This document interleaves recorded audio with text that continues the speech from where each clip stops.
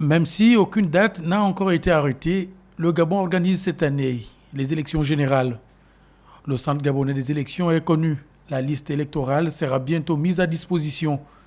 Reste cependant la question de la déclaration de biens.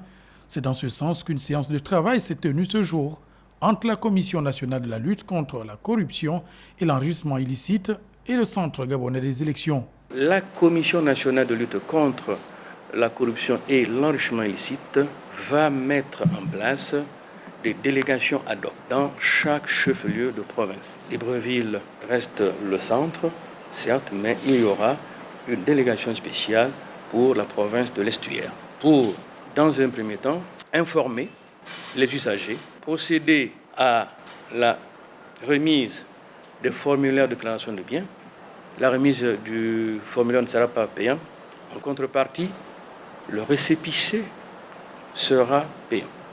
Tout ce qui aura été fait à l'intérieur va atterrir au niveau de la commission pour le contrôle et au niveau du CGE pour les dossiers de candidature.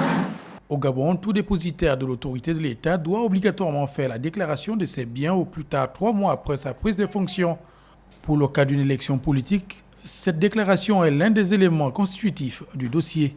La loi dit clairement que tout candidat à une élection politique doit fournir dans son dossier de candidature un récépissé de déclaration de biens. Et donc, cette disposition concerne tous les candidats à l'élection du président de la République, à l'élection des députés, mais également les candidats aux élections locales. Soulignons que tout candidat qui ne se pliera pas à cette disposition verra son dossier purement et simplement rejeté.